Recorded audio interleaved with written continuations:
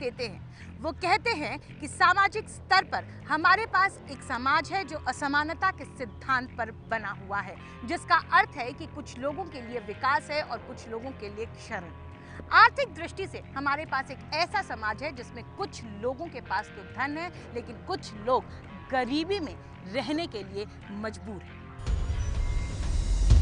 26 जनवरी 1950 को हम विरोधाभासों से भरे जीवन में प्रवेश करने जा रहे हैं। राजनीति में हमारे पास समानता होगी, परंतु हमारे सामाजिक और आर्थिक जीवन में असमानता होगी। राजनीति में हम एक आदमी एक वोट और हर वोट का एक ही मूल्य इस सिद्धांत पर चल रहे होंगे, परंतु हमारे सामाजिक और आर्थिक ढांचे के कारण हम हर आदमी को समान महत्व देने के सिद्धांत को नकारते रहेंगे।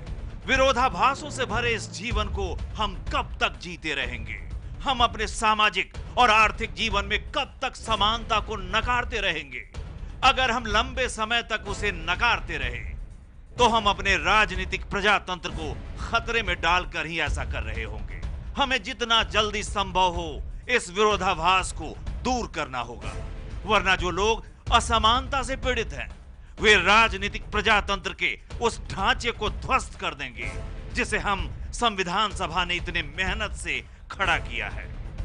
कि हमारे देश में जो राजकीय प्रजातंत्र जिसकी प्रतिष्ठापना तब हो रही थी, वो प्रजातंत्र राजनीतिक रूप तक सीमित नहीं रहना चाहिए और वो राजनीतिक प्रजातंत्र को जितने जल्दी हो सके उतने जल्दी सामाजिक प्रजातंत्र में और आर्थिक प्रजातंत्र में उसको परिवर्तित करना होगा।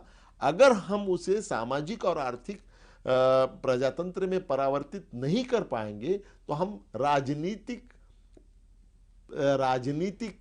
डेमोक्रेसी या प्रजातंत्र उसको भी हम कायम नहीं रख पाएंगे।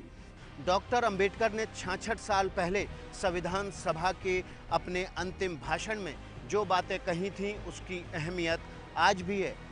जरूरी है कि संविधान निर्माता की कही बातों पर अमल किया जाए। संविधान कितना भी बुरा क्यों ना हो, वो अंततः अच्छा साबित होगा अगर उसे इस्तेमाल में लाने वाले लोग अच्छे होंगे। इसलिए जनता और उसके राजनीतिक दलों की भूमिका को संदर्भ में लाए बिना संविधान पर कोई भी निर्णय देना या कोई भी टिप्पणी करना मेरे विचार में व्यर्थ होगा।